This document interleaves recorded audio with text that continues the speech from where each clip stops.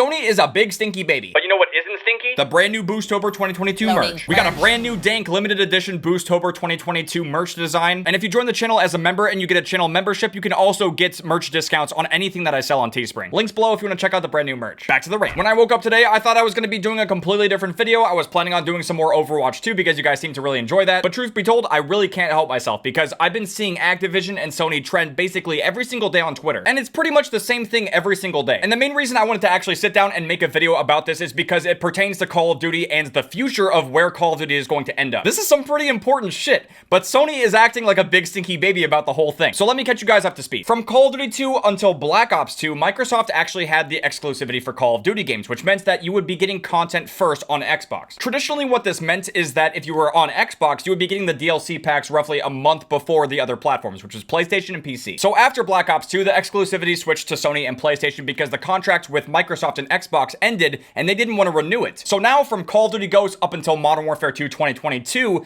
Sony has had exclusivity for Call of Duty. I'm going to repeat this because it's a really important thing to keep in mind when it comes to this whole conversation. When Microsoft and Xbox had exclusivity for Call of Duty back in the olden and golden days of Call of Duty, the most that you would get is getting the map packs, like the DLC packs, 30 days before the other platforms. That was it. But when Sony got their grubby little paws on Call of Duty, they did things a little bit differently. This picture on Twitter is absolutely beautiful because it proves the point. Now, to be fair, this picture does not include Call of Duty Ghosts, it doesn't include Advanced Warfare. I didn't make this picture, but I'm just using it for reference. But starting with Black Ops 3, you could see that you could play the map packs 30 days early, just like what Xbox did before. But almost immediately moving into Infinite Warfare, things were starting to change. Not only could you play the map packs 30 days early on Infinite Warfare, but you were also able to play the campaign 30 days early only on PlayStation for Modern Warfare Remastered. This was kind of a huge selling point for PS4 and also for Infinite Warfare. After that, we have Call of Duty World War II and Black Ops 4. Again, it was the same thing. You basically got the exclusive content on PlayStation 30 days early. But the next two I'm gonna mention are so ridiculous. I don't know why this says Modern Warfare 2020 because the game actually came out in 2019. But back then in 2019, you could not play Spec Ops Survival Mode on any other platform until a year later. So if you bought Modern Warfare 2019 on PS4, that meant that you could play Spec Ops Survival Mode a year before everyone else. Playing on an Xbox One, you gotta wait a whole year. If you're playing on PC, you have to wait a year. What the fuck? What's the deal with that, Sony? Clearly that's a pretty selfish move. Even though the Spec Ops Survival Mode in Modern Warfare 2019 wasn't that great, so that's still kind of getting pretty aggressive with the exclusivity, wouldn't you say? Let's move on to Black Ops Cold War. The game came out in 2020 and you could not play the Zombies Onslaught mode on any other platform except for PS4 for a whole year. Again, what the fuck? If you owned Black Ops Cold War on the Xbox or PC, you had to wait an entire year to play this game mode. That is so shit. Now, Call of Duty Vanguard is not mentioned here because no one cares about Vanguard. But regardless, as you can see, there is a trend of Sony getting pretty aggressive with the exclusivity for Call of Duty content on PlayStation. And the reason I'm bringing this up is because Sony is making a huge hoopla over the whole Microsoft buying Activision thing. Sony is making all of these ridiculous claims that once Microsoft buys Activision and they own Call of Duty, that they're just gonna take it away and they're gonna do all these ridiculous exclusivity things on Xbox. So what has Microsoft's response been?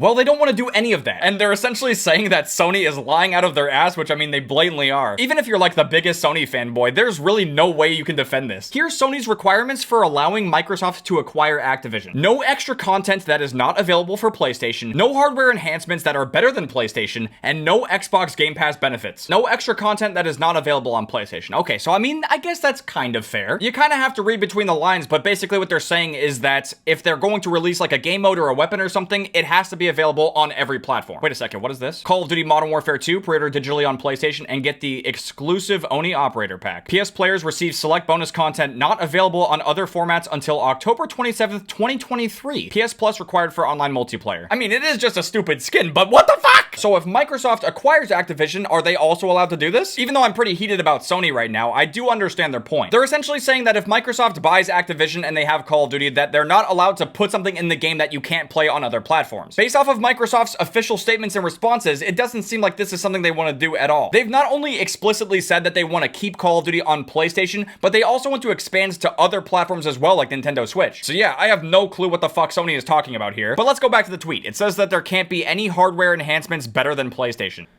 Are you shitting me? I mean, just look at the Modern Warfare 2 beta. I actually forgot to mention this in my Modern Warfare 2 beta review, but I actually played the Modern Warfare 2 beta on every single platform. I played it on PC, I played it on PS5, and I played it on the Xbox Series X. And I can tell you for a fact that Modern Warfare 2 ran the worst on Xbox Series X. And the Xbox Series X, from a technical standpoint, is better than the PS5, so why is it running worse? And this might sound like a little bit of a conspiracy theory, but I can tell you from a player standpoint that ever since Sony got the PlayStation exclusivity for Call of Duty, the game has run worse on the Xbox ever since then. It doesn't matter if it's Call of Duty Ghosts, Black Ops 3, Modern Warfare 2. Ever since Sony has had Call of Duty exclusivity for PlayStation, the game has run worse on the Xbox. It's just a fact. Literally, ever since Sony has had Call of Duty exclusivity on PlayStation, the game has been performing better on PlayStation. Like, it's a noticeable difference. The game looks crisper, it runs smoother, and it feels better on PlayStation versus Xbox. Now, PC is a little bit of a different argument. Nowadays, when I'm playing Call of Duty, I mostly play on PC because I can play the game at native 4K, 144 FPS.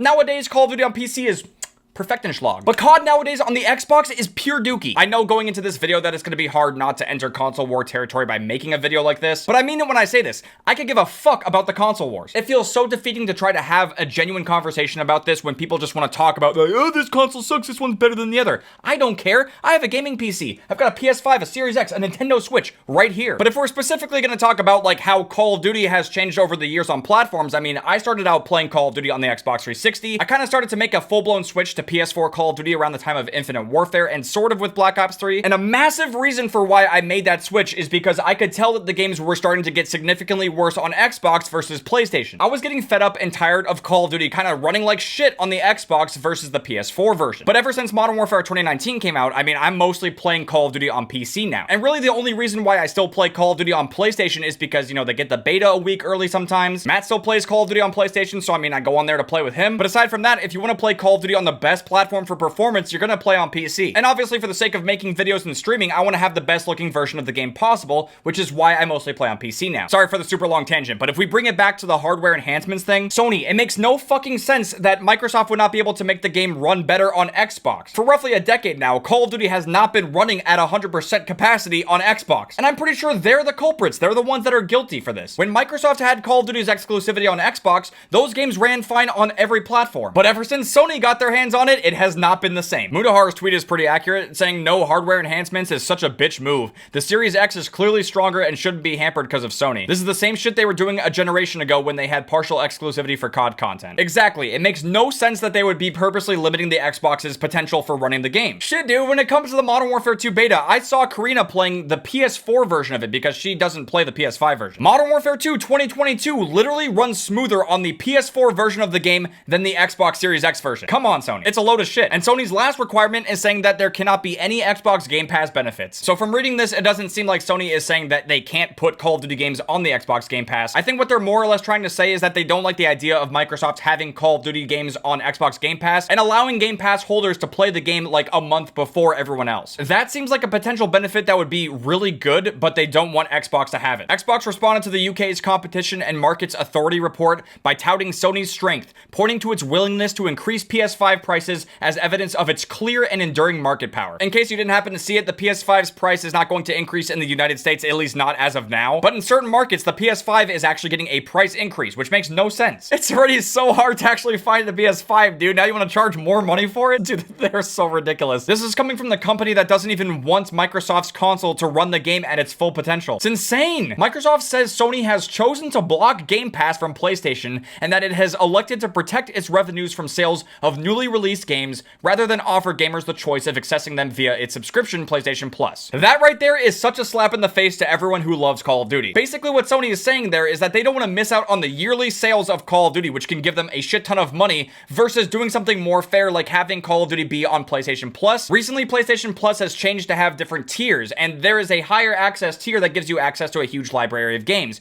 but I don't think new Call of Duty games are on there. Now, to be fair, I only have the essential PlayStation Plus for playing games online, and I don't have have Xbox Game Pass, but purposely blocking Call of Duty games from being available on a subscription service seems really shitty. And from the perspective of someone who's been playing Call of Duty ever since Call of Duty 4, I would be ecstatic if once Microsoft gets Call of Duty exclusivity back, that they put the entire backlog of Call of Duty games on the Xbox Game Pass. That sounds fucking awesome, right? Sony doesn't want that to happen. Sony doesn't want that to happen because they're selfish and they only care about profits. This is coming from the same company that has remastered The Last of Us like 800 times, and clearly is only doing so to milk the most hardcore fans. Here's a tweet from Charlie Intel about all of this. It says that Microsoft also says Sony PlayStation has double the player base of Xbox currently, and that if Microsoft were to remove COD from PlayStation, Sony would still have the largest console player base. Which is true. I mean, the last generation of consoles, the PS4 and the Xbox One, pretty sure the PS4 sold more than double the amount of units as the Xbox One, and I think that's currently the case with the PS5 and the Series X as well. Even if it's not Call of Duty related, there's still more PS4s and PS5s out there than there are Xbox Ones and Series X's. But the point that Microsoft is acknowledging here is that there is a huge player base for Call of Duty specifically on PlayStation, and they don't want to mess that up. They don't want to take that away. But Sony keeps fucking claiming that they're trying to kill off Call of Duty on PlayStation, which is just not even remotely true. Microsoft has responded to these claims multiple times, saying that they realize how many people play Call of Duty on PlayStation, and they don't want to take that away. It gets me so heated, dude. I'm like so done. Here's the full statement. I'll read it for you guys. The CMA's concerns are misplaced for the following reasons. Sony PlayStation has been the largest console platform for over 20 years, with an installed base of over 150 million consoles, making it larger than Nintendo and more than double the size of Xbox. Sony engages in conduct today which is reflective of its market power in console gaming, including increasing prices of its own consoles without fear of losing market share. And I guess a picture of a scissor. I don't know what that is. The suggestion that the incumbent market leader with clear and enduring market power could be foreclosed by the third largest provider as a result of losing access to one title is not credible. There are more than 4,000 games available on PlayStation alone. This really just goes to show how scared Sony is of losing Call of Duty and how popular the game is. The evidence shows that less than scissors of PlayStation's monthly active users, MAUs, are playing Call of Duty. Even without all of those gamers, a highly improbable outcome from a hypothetical foreclosure strategy, the PlayStation gamer base would remain significantly larger than Xbox is today. What Microsoft is saying here is that even hypothetically, if Call of Duty was taken away entirely from PlayStation, they would still have more monthly active users than Xbox. And again, that is just a hypothetical statement. They don't have any plans to actually remove Call of Duty from PlayStation permanently. Lastly, they said here, since the transaction was announced, Sony has acquired several game studios, including Bungie, developer of the popular online game Destiny 2, Haven Studios, Les Sengel, and Savage Games, and a minority interest in From Software, the developer of the biggest game of 2022, Elden Ring. Which, by the way, if you guys didn't know, Elden Ring actually outsold Call of Duty Vanguard, technically making Elden Ring more popular than Call of Duty Vanguard. This complements Sony's existing minority shareholding in Epic Games, publisher of Fortnite, strong first-party game catalog, and extensive portfolio of exclusive arrangements with third-party publishers. There were over 280 exclusive first and third-party titles on PlayStation in 2021,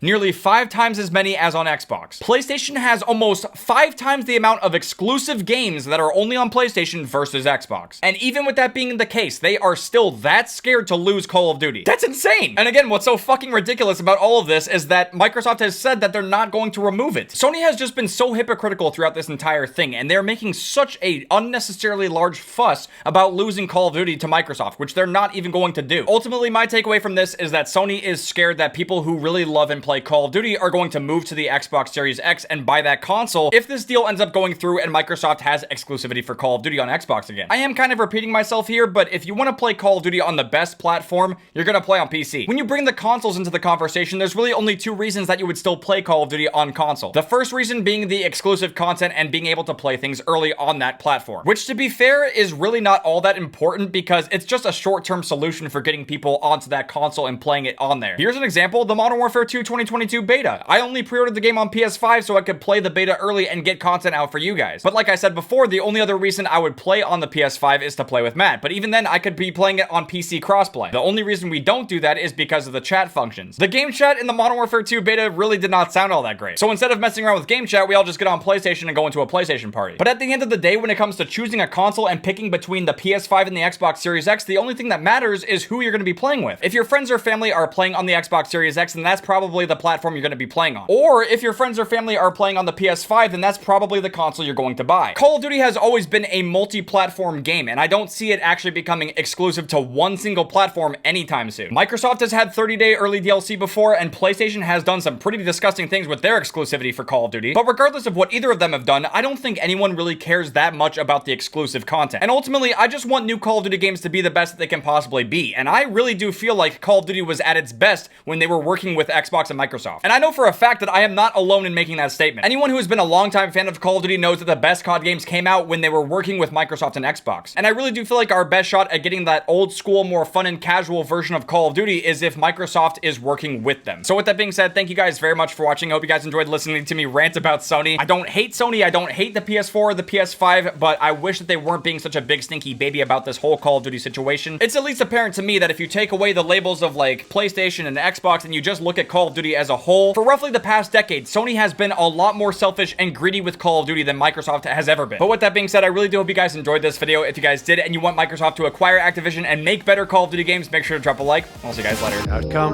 train goes.